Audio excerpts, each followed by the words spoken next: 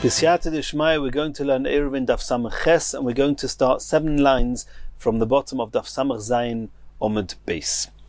Says the Gemara, Hahu Yenuka de'ishtapich chamimei.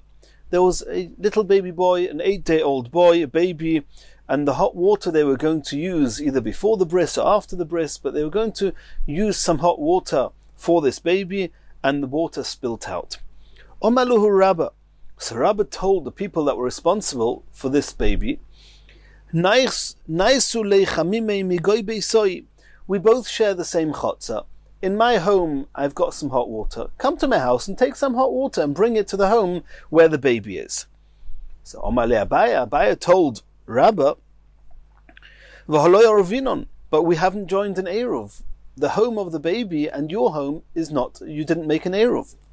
Omar Le, so Rabbah said to him, Nismoich ashituf. It's true that we didn't make an Eruv Chatzeros, but our chotzer was part of the shitufei muvois, the Eruv that's made with all the Chatzeros sharing a common mavoi, an alleyway, and that will be sufficient. We'll learn about that later on in the Masechta. Omar Le, Abaya said to him, Holo yishat finon, but we didn't join the shitufei muvois either. Says, so Rabbah said, okay, so we have an issue. A Yisrael is not allowed to carry the water. It's obviously not pikuach nefesh, but you can ask a goy, tell a goy to come and take the water from my chotzer to the home of the baby. Omar Abaya said, I had another question to ask against Rabbah, even for this idea of asking a goy. And Rav Yosef did not allow me to question Rabbah. The Omer of Yosef, Omer of Kahana, ki havinon bei Rav Yehuda. When I was in by Rav Yehuda, Hava Omer lon, he would tell us, b'doiraisa, in matters of doiraisa, of biblical concerns and isurim, moisvinon tiyuvta v'hoda of dinon maisa. Before anybody can act upon a ruling, anybody, if some Talmud has a question to ask against a ruling his Rebbe gave in issues which are concerning biblical halachas, before anyone listens to the ruling of the Rebbe, the Talmud should ask his question. Because we don't chas v'shalom want somebody to transgress a biblical issa. B'derabonon, however, in matters concerning Isurim derabonon, avdinon maisa, we first listen and follow out the ruling of the Rebbe, v'hadar meisvinon tiyufta, and afterwards you can ask a question and possibly refute the ruling. Since it's only concerning the Rabbanon, one does not have to ask all one's questions before allowing people to listen. And the Mefarshim discuss why it should be this way. One's not allowed to transgress the Rabbanon either, but we're not going into that here. Lebasar hachi omerle.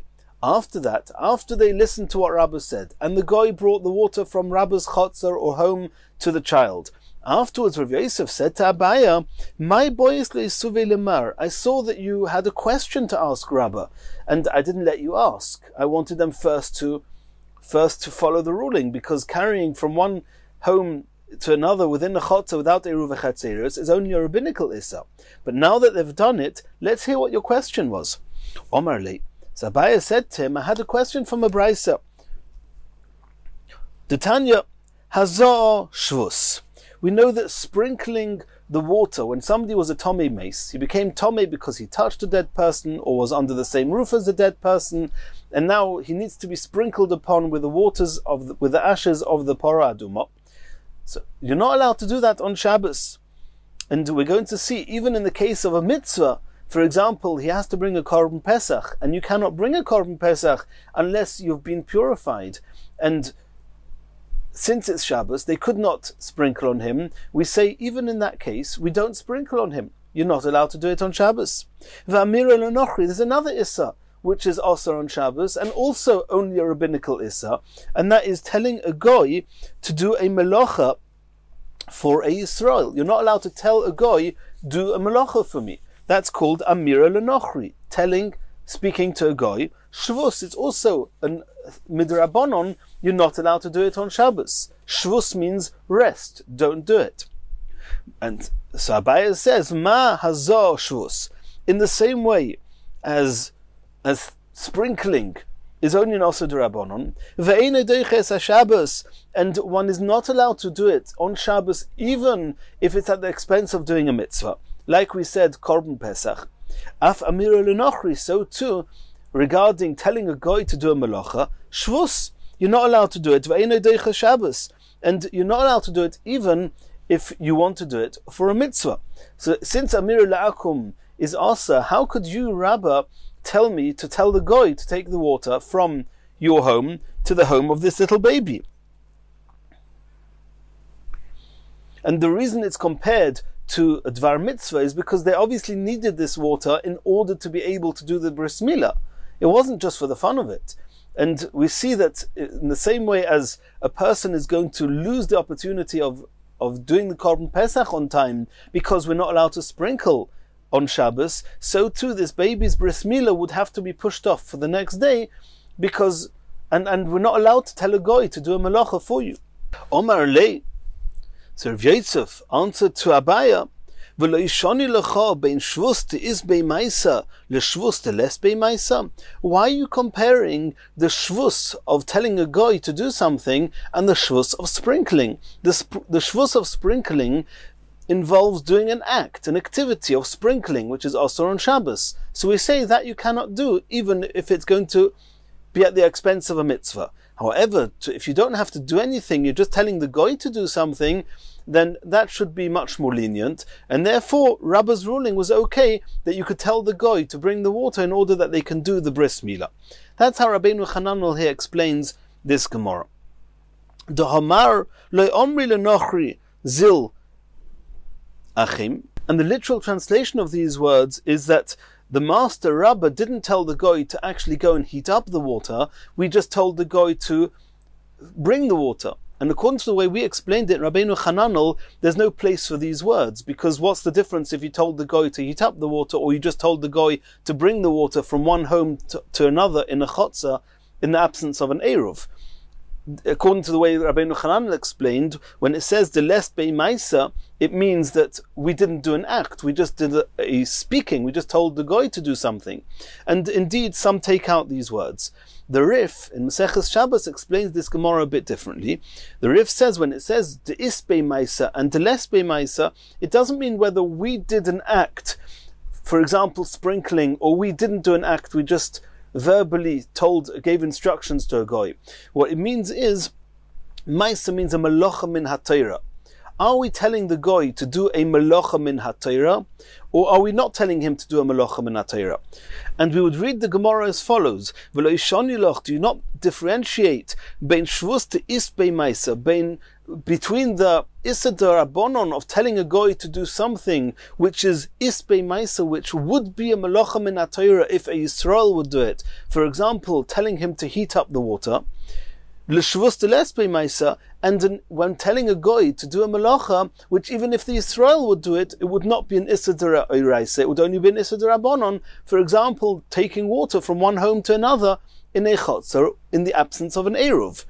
And then we would read the words, which is in our Gemara, the Hamar lo omar lenochri zil echam. Rabbah didn't tell the goy to heat up the water. That would be called a shvus te'is beimaisa, and would be compared to sprinkling, which would be also, even if it would mean delaying the mitzvah of milah. However, since he just told him to take the water from Rabbah's chotzer to the home of the baby, that is okay. Continues the Gemara. Omar le Rabbi bar Rav Chonon la'Abaya. Mevoyo de ispe trei gavre Ravavin krabonon. Rabbi bar Chonon, who heard what was going on here, that there was this problem, the water had spilt, and Abaya approached Rabbah, and Rabbah told him to bring the water, and Rabbah said there's no eruvei chatzeris, there's no shitufei mavois.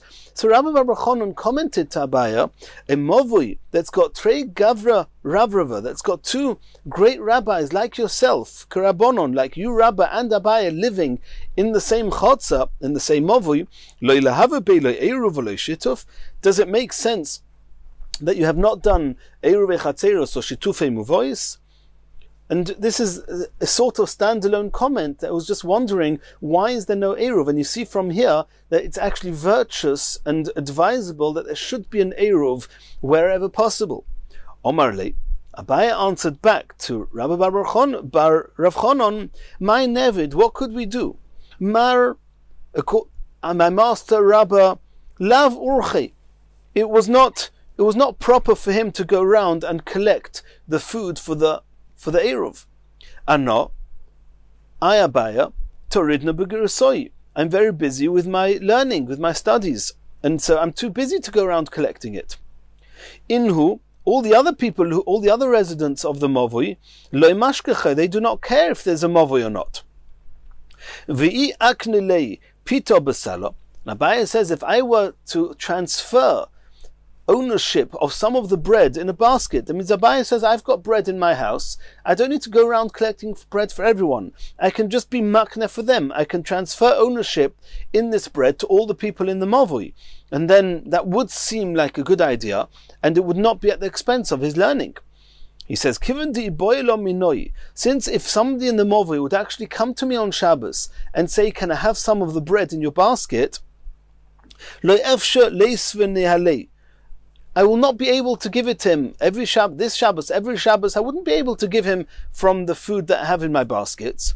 And therefore, bittul shituf, and therefore the entire shitufei muvois is invalid. The Tanya, because we learnt in a Braisa, echod mibnei mavui. If one of the members, one of the residents of the mavui, shebikesh yain v'shemen, and he requested some of the oil or wine of that was used to make the shitufei muvois, v'lo nosnu lo, and they do not give it to him, bottle shituf. The shituf becomes invalid. So Abaya says, I will not be able to give the bread in my basket to whoever comes to the door, and therefore the shitufei muvois is going to be invalid.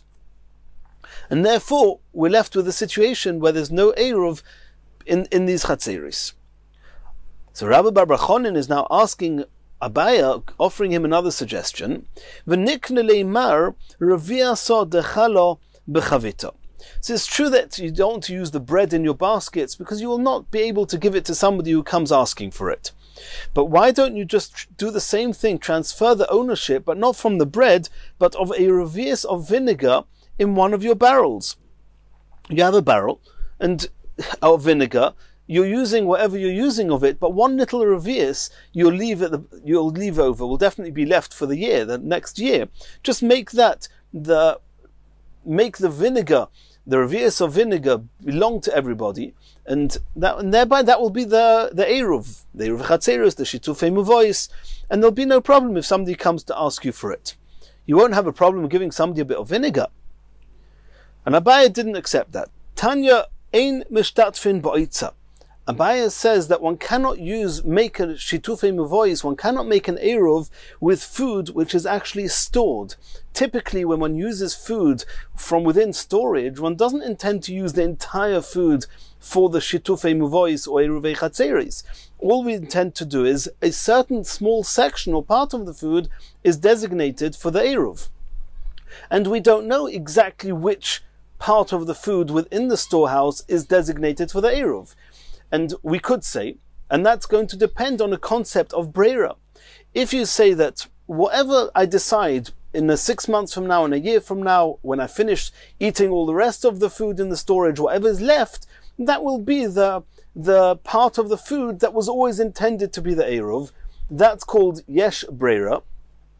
Then it's okay. But if you don't hold of breira, then you have a problem, because that means that right from the beginning we assume that whichever food is for the eruv is already been designated, and it could be in any place. You can't choose later and say this is what was initially chosen, because ein breira, which means that any part of this food could really be the part which is for the eruv.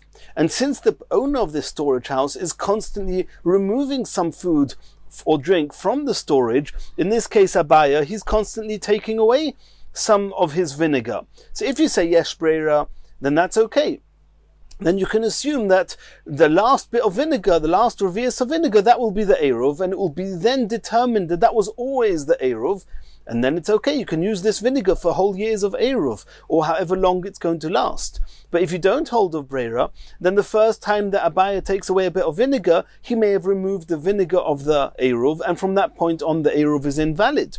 So Abaya says, You don't give me an idea to set aside a revius of vinegar in the barrel. The Brisa says, Ein mishtatfin bo'etza, because we don't hold of breira, and therefore you cannot use food in a storage for an eruv. Asks the Gemara, V'otanya mishtatfin. In another Brisa we said explicitly that you can use food in storage for an eruv. Omer Rav Oishia actually said, Lo ikashya. It's not a contradiction. Ha beis Shammai, ha beis Hillel. Beis Shammai actually says that ein breira, and indeed one cannot use any food in storage for an eruv. But beis Hillel say yesh breira, and since they say yesh breira, you should be able to use food in storage for an eruv. Where do we find this machlokas beis Shammai and beis Hillel? And assuming that it's a machlokas whether yesh breira or ein breira, Ditnan we learnt in a Mishnah, and we actually learnt about this earlier on in Masechas Eirovin. Hameis babayis, if you have a dead body, a corpse in a home, v'loi psochim harbe, and there are a number of exits from the home, either windows 4x4 tvochim or doorways, and the corpse could actually leave the home from any one of those doors or windows. At the moment, all the doors and windows are closed. It has not yet been decided from where the corpse is going to leave.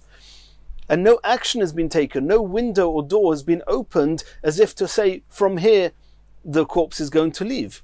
Kulon Tumein. Then even though, according to the halachas of Tumah, the parts of the door frames, or under the door frames, within the door frames, on the other side of the door, on the outside of the door, are not considered to be under the same roof as the corpse, or in the same house as the corpse, and therefore any kalim, food or kalim that are there, should remain tohir. However, there's a halacha that says that because potentially the corpse could leave from there, we assume the area underneath and within the window frame and door frames to be tomei, and any kalim that are there become tomei. Kulam tomeim. Niftach achatz mem. If any one of the doors or windows are actually opened as if a decision has been made, from here the mace is going to leave, v'hu tomei, then that particular door or window, the door frame, the area under the door frame is going to be tomei. V'kulam tahirin, but all the other doors and windows are going to remain tohir, because we assume that the mace will leave from the door or window that's either been opened already or has been decided upon. Once they decided to take the mace out of one particular door, or from a window that is open 4x4 tvochim, has the size of 4x4 tvochim, matzil es kol apsochim kulam. Then it actually saves all the other doors and windows, and those doors, door frames and window frames are no longer tomei. Beis Shammai hold v'hu shechishev ad shelo yomus hameis, that's all true if the decision was made from which door or window the corpse is going to leave the house before the corpse died. And then the Tumah actually never made anything, it never left any other doors or windows. And then we say that any kalim under the other door frames or window frames are tohir. If no decision was made before the person died, then all the other door frames and window frames are tomei, and from that point on, the halacha of soif tomelotzes is only going to be released from all the other doors and windows, not when a cognitive decision is made, but when one of the doors or windows are actually actively opened to allow the corpse out. From that point on, the other doors and windows no longer have the problem of soif tomelotzes. But if you decided before the person died, then there was never any such tumah under any of the other doors or windows. Beis Hillel say, Afka shiyomus hameis. Even if after the person died, it was decided which window or door was going to release the corpse, then we say that from the very start, this was the door or window that was going to release the mace, and we say that from the start, all the kalim that were under the windows and doors, other than this one, are also tohir. So what do we see from here? We see clearly that Beis Hillel say that there's a concept called yesh breira, that something you do and decide later will determine what was its status right from the start. Beis Shammai say no. Beis Shammai say that if the person actually died, then even if you're going to decide later which door or window to release the corpse from, nonetheless the tumah is going to stay on all those kalim that were there before the decision was made. So coming back to our case here with the mavui, with the eruv, that according to Beis Hillel, indeed one can make an eruv with some food in storage, because whatever's going to be left at the end will be determined later that that's what was always the intended food for the eruv. Beis Shammai say we don't say that, and when you designate some food within storage for an eruv, it could be any of the food there. Removing part of it may be ruining and destroying the eruv, and therefore the Brisa says that's the other Brisa that says that you cannot use food in storage for a shituf, for an eruv or shitufei muvois. Continues the Gemara. Hahu Yenuka. Again, there was a story with this 8-day-old baby. The ishtapuch chamimei, that his hot water that was heated up for him got spilt. Omalu Rava. So Rava told them, Nishayle le'imei itzricha. Ask the mother who gave birth 8 days earlier if she needs hot water for her health. If she does, then nechem le'nochri agav imei. Then we know the halacha is that if a woman from after 7 days after birth needs hot water, a Yisrael cannot heat it up for her because it's not a choyle sheyesh bo sakana, but a goy is allowed to heat up water for her. So we say, since the goy is heating it up for the mother, he can add a little bit more water for the child as well. Rav Masharshia asked Rava, Eima ka'ochle tamra. You want to know about the mother? The mother is eating dates. If she's well enough to eat cold dates, then she clearly doesn't need hot water. Omar Lei, so Rava said back to Rav Masharshia, no, Eimer tunva ba'almahu denokitla. It could be that she's so not stable that she doesn't actually know what's going on with her, and she's not aware of what she should or shouldn't be eating. So she took in some dates. However, if we were to ask her, are you well enough, or do you need some hot water for yourself? She may clearly say, I need hot water, and therefore you should ask her, and that way you'll be able to heat up water for the baby. Continues the Gemara, a third similar incident. Hahu Yenuka, there was this baby, that the hot water that was designated for him had got spilt. Omalu Rava. So Rava, who he lived in a chotzer, which was adjoining the chotzer where this baby was. That means there was the home with the baby. From that home there was a chotzer belonging to that home where the baby was.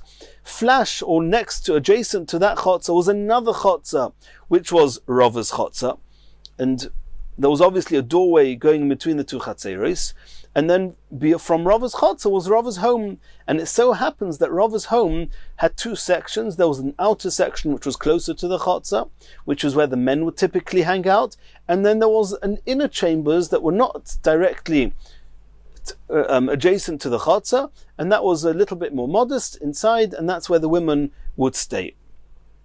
So Omalu Rava. So Rava said to the people that came and complained and said that the child in the other chotzer, they don't have any water. So Rava said, Panuli mone mi bei gavra lebei noshi. First and foremost, take all the kalim, all the utensils in the outer rooms where the men would be, the bei gavra, the men's rooms, and bring it into the rooms further in the house, which is where the women would be. Ve'ezel ve'esev hasam. And I, Rava, I'll go into the inner chamber and I'll go and rest and stay there for the rest of Shabbos. And we'll soon see that the reason he did that was because he was about to relinquish his rights in his own chotzer, and he didn't by mistake want to take anything from the men's chambers out into the chotzer. So he first took all his utensils into the inner chambers, followed by himself.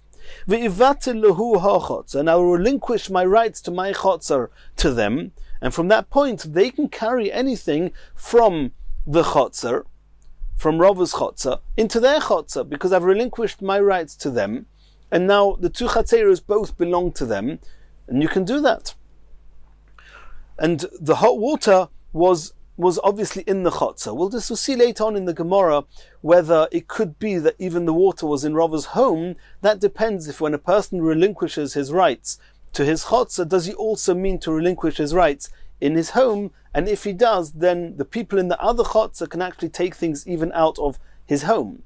but let's assume for now at least that the water was in the chotzer, and relinquishing his rights in the chotzer should certainly have achieved that goal, that they can take the water from his chotzer to theirs. Omar Ravina said to Rava, V'omar Shmuel, do you not know that Shmuel says, Ein bittel reshus michotzer lechotzer? You're trying to relinquish your rights in your chotzer to the people in the other chotzer. We learnt about this extensively. Shmuel says you cannot be mevatel your reshus from one chotzer to another chotzer. So how are you, Rava, planning to do that here? Omar le, so Rava said to him, I actually hold like Rabbi Yochanan, who says the Omar yesh bittel michotzer lechotzer. You can even relinquish your rights in one chotzer to the people in another chotzer. Now Ravin is asking, V'iloi sovar lo amar Shmuel. You mean you, Rava, do not hold of Shmuel? Right, well there's another Shmuel that you probably don't hold of. And if you don't hold of that other Shmuel, then I've got a little bit of a question on you. Nesav mar beduchte. You, Rava, you took all your utensils out of the men's chambers, you brought it into the house, you yourself went into the house. Why? You did that because you're about to relinquish your rights in your chotzer to them. And you're going to assume that for the rest of Shabbos, you and your utensils mustn't, your utensils mustn't go into the chotzer, and so that you shouldn't by mistake come to take them out, you removed all your utensils from those rooms.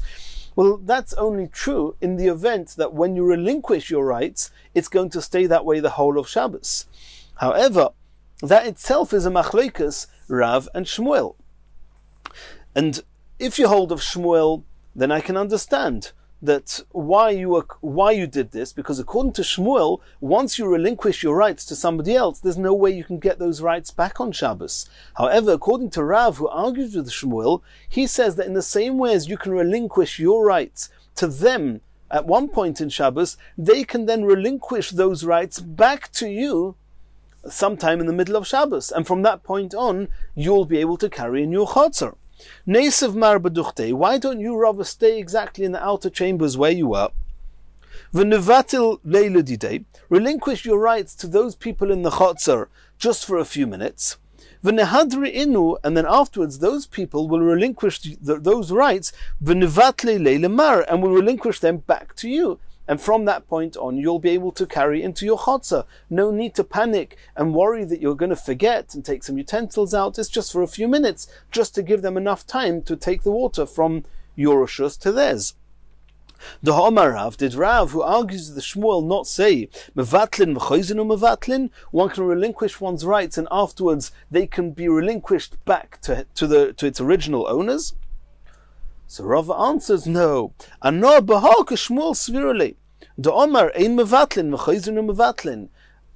Even though I don't agree with Shmuel regarding mevatel mirashus l'rashus michotzer l'chotzer, I hold like Rabbi Yochanan that you can be mevatel from one chotzer to another chotzer, not like Shmuel. But I do agree with Shmuel that once you mevatel, you cannot get it back. Asks Ravina, V'lav chad taimahu?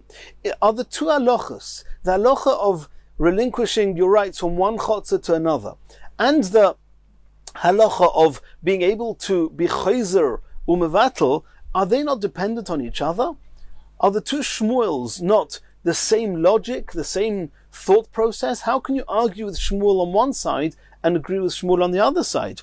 My tama ein mevatlin v'chayzinu mevatlin.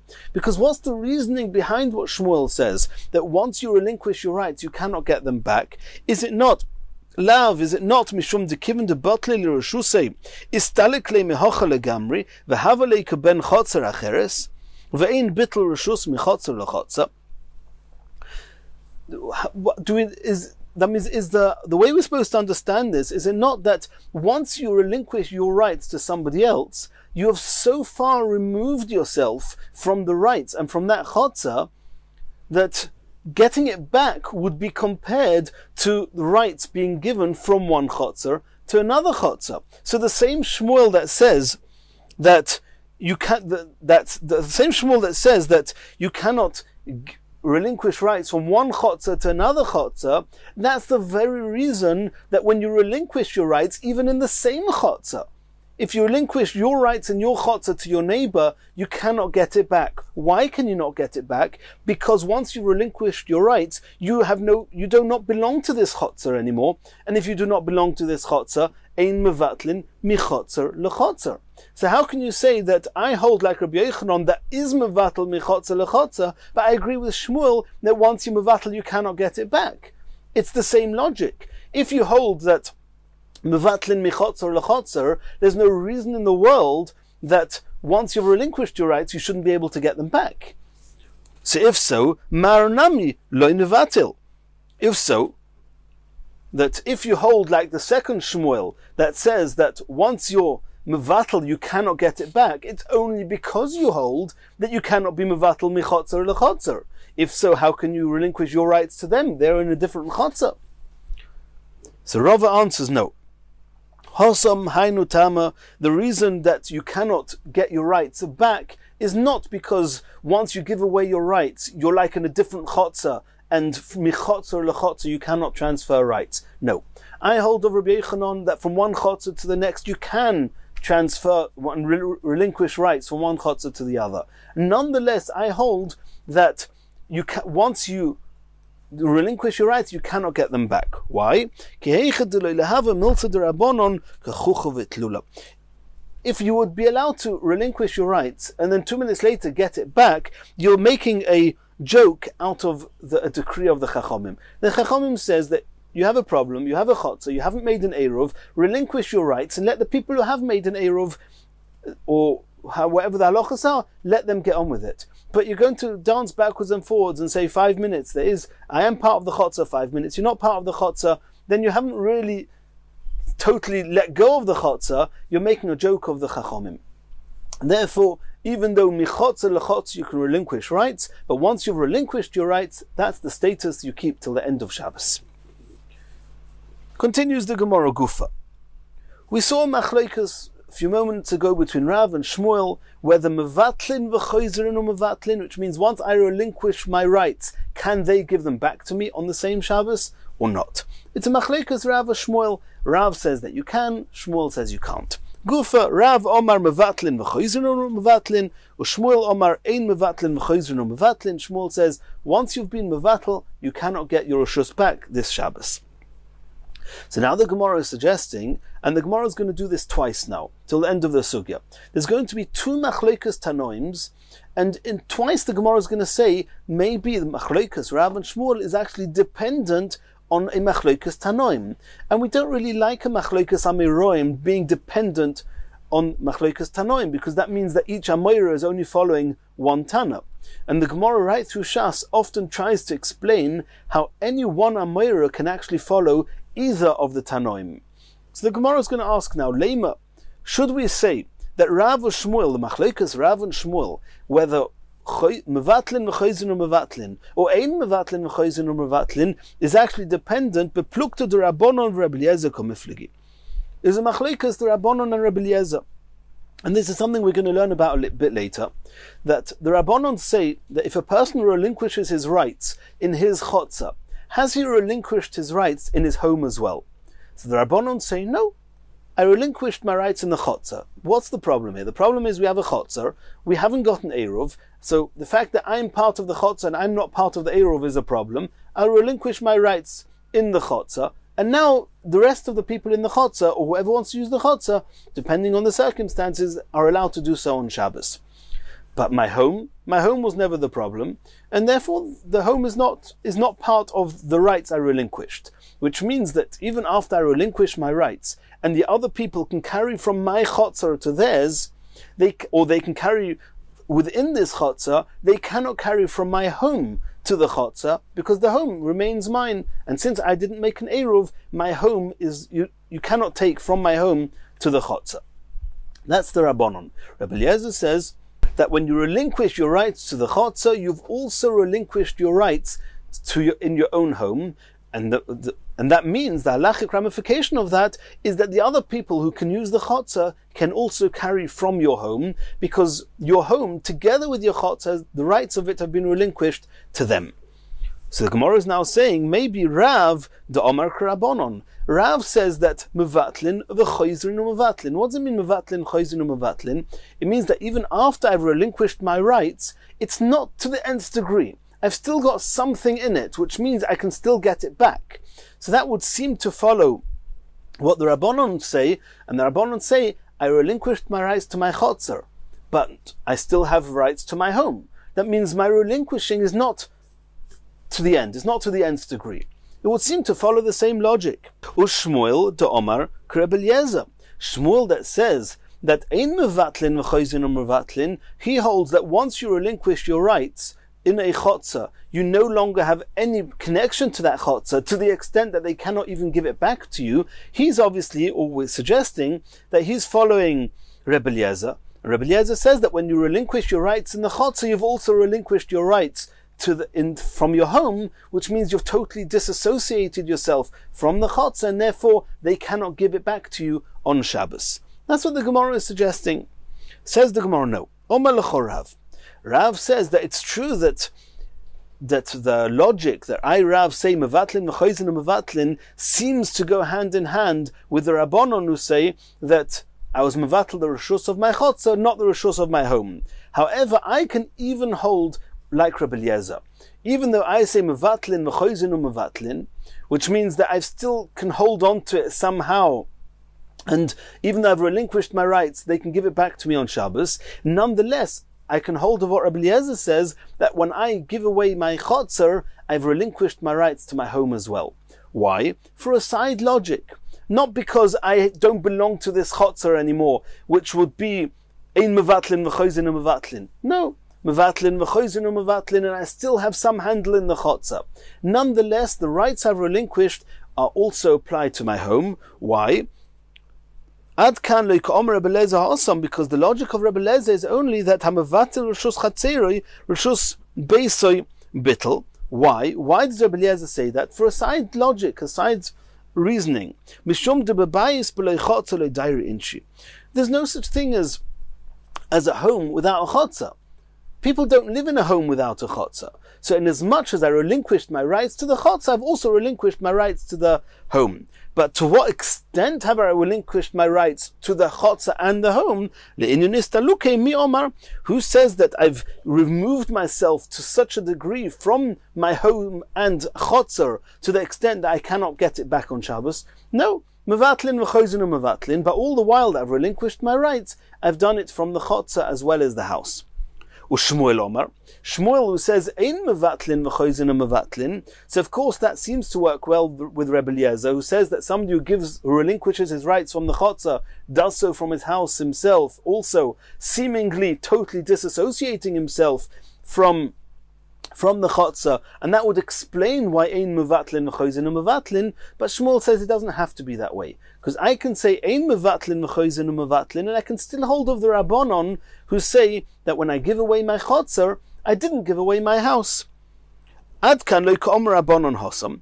When the Rabbanon say that when I give away my chotzer, I didn't mean to give away the house. Elo maide botil. I relinquished the rights of my chotzer. That's all I did. Maide loy botil. And I did not relinquish the rights in my home, and therefore my home is still mine. Avol maide botil, but the chotzer that I did relinquish, mio istalka legamri. From there, I've disassociated myself completely, and therefore ein mevatlin v'choizrin u'mevatlin. Continues the Gemara, and now we're going to try and depend the same machlokas Rav and Shmuel, if mevatlin v'choizin u'mevatlin or not, on a different machlokas Tanoim. Omer of Acha bar Chana, Omer of Sheishes. Ketanoi, are they arguing in the same reasoning as the following Tanoim? We learnt in the Brisa, mi shenosan reshusai, v'hoitzi, bein b'shoigig bein b'meizid, oiser. What happens if somebody relinquished his rights to the other people in the chotzer or to another chotzer, depending on the circumstances, and now he's not allowed to carry in his chotzer? And he went on Shabbos and he carried in the chotzer as if it was his, as if telling everybody, I've taken my rights back. Then of course if he does it b'meizid, he does it intentionally, since he didn't actually lease or sell his rights, then if you intentionally go and start using the chotzer, you've made it clear that you've taken back by force your part in the chotzer. And any rights you relinquished have returned to you. That's clear. However, the question is, if by mistake you went out, this person went out and used his chotzer. So what does it say there? Misha nosan reshusay. If somebody gave permission, he relinquished his rights to somebody else, v'hoitzi, and you then carried in the chotzer that he'd already relinquished his rights. Bein b'shoigig, bein b'mezid, not only if he does it intentionally, where he's clearly regained ownership on his part of the chotzer, and obviously from that point on, he's limited and destroyed any eruv or restricted the use of the chotzer for anybody. But even if he did it b'shoigig, unintentionally, he's reclaimed his part in the chotzer, and he's restricted the use of the chotzer for everybody else. Divrei Reb Meir, that was the opinion of Reb Meir. Rabbi Yehuda argues with Reb Meir and says, "B'mezid oiser." If he does it intentionally, then he's clearly regaining his own part in the chotzer. Of course, he's going to restrict it for everybody else. There's no eruv here. But b'shoigig, if he by mistake, unintentionally, he uses the chotzer, einay oiser, then he does not, even though he used the chotzer, he does not restrict and asser the eruv of the chotzer for everybody else. My love, Reb Acha bar Chana is saying, can we not assume that the machlokas Reb Meir and Reb Yehuda is actually the same machlokas as Rav or Shmuel? And it would go as follows, that the reason that according to Reb Meir, if somebody uses his chotzer, or that chotzer by mistake, that he's regained his part in the chotzer, thereby now restricting the use of the chotzer for everybody on Shabbos, is only because he didn't entirely disassociate himself from that chotzer, and that's why even by mistake he can regain his part in the chotzer, and that seems to follow what Rav says, mevatlin v'choizinu mevatlin. But Rabbi Yehuda says that if you just by mistake used it, then since you didn't intend to regain your part in the chotzer, then we say that you have so much disassociated yourself from the chotzer when you did relinquish your rights, then if you just by mistake use it, you don't get your rights back. And that seems to follow what Shmuel says, that when a person relinquishes his rights, he does it in an extreme way, to the point of ein mevatlin v'choizinu mevatlin. The Marasova mevatlin v'choizinu mevatlin, Reb Meir holds like Rav that mevatlin v'choizinu mevatlin, Umarasova, and Rabbi Yehuda holds ein mevatlin v'choizinu mevatlin, that he like Shmuel, that once you relinquished your rights, you cannot get them back. Answers the Gemara, Omer Rav Acha bar Tachlifa mishmei de Rava. Rav Acha bar Tachlifa, who said in the name of Rava, says no. The machlokas Rabbi Yehuda and Reb Meir is not actually whether they're following Rabbi Yehuda's logic or Rav's logic or Shmuel's logic as to how extreme the disassociation is when one relinquishes one's rights. No, loy. Both Tanoim are following what Shmuel said, that the halacha is ein mevatlin v'choizinu mevatlin, which means that when a person relinquishes his rights, he does it in an extreme way. However, so what's the machlekas? So we can understand what Rabbi Yehuda says, that b'shoigig, you didn't regain your part in the chotzer, because since it was just by mistake that you used it, and when you relinquished your rights, you did it, like Shmuel says, to the nth degree, ein mevatlin v'choizinu mevatlin, so we can understand that b'shoigig, you don't get your rights back, you do not restrict the chotzer for everyone else. However, Reb Meir, who says that even b'shoigig, if you used it, from that point on, no one else is allowed to use it, that is also agrees with Shmuel, and in truth, because of the extent that you relinquished your rights, if you just used it b'shoigig, you should not really get it back, and it should not be asa. However, we made a knas. And they're actually arguing on a different discussion altogether, and that is whether we're going to knas, give a type of a punishment, a type of decree we're going to make, that when carrying b'shoigig, otu mezid, in order to keep you away from intentionally carrying in a reshus that you've relinquished your rights from, so we punish the person and say that even if you did it b'shoigig, what you're actually going to do is you're going to destroy the eruv for everybody else. for everybody. Mar sovar konsu shoigig otumezid. Reb Meir holds that they made this knas of shoigig otumezid, and that's why even if you used it just for shoigig, you're actually destroying it for everybody else. Or Mar sovar Reb Yehuda holds no, loy konsu shoigig otumezid. They did not make such a knas. And since they both hold like Shmuel, that when you relinquish your rights, you relinquish it completely, therefore, according to Rabbi Yehuda, if you used it just for shegig, you don't get your rights back, and therefore it does not restrict the use of the chotzer for everybody else. Continues the Gemara of Ashi Omar. Rav Ashi says that Rav or Shmuel beplugta jablezev rabbanon kamifligi, like we saw at the beginning of the Gemara previously. Rav Ashi actually holds that the machloikas Rav and Shmuel, whether mevatlin, v'choizin, or mevatlin or not, is dependent on the machloikas between Rebbe Lezer and the Chachomim, that whether when you relinquish your rights in the chotzer, do you automatically also relinquish your rights from your home? That Rav, who says mevatlin, v'choizin, or mevatlin, he holds that when you give away your home, you do not give, when you give away your chotzer, you do not give away your home, which means you still have some association to the chotzer, and therefore mevatlin v'choizin and mevatlin. And Shmuel holds like Rebbe Lezer, who says that when you relinquish your rights to the chotzer, you also relinquish your rights to the home. You have no more association to the chotzer, and therefore ein mevatlin v'choizin and mevatlin, says Shmuel. Once you've relinquished your rights, you do not get them back. And in Mirz Hashem, in the next shir, we're going to continue from here.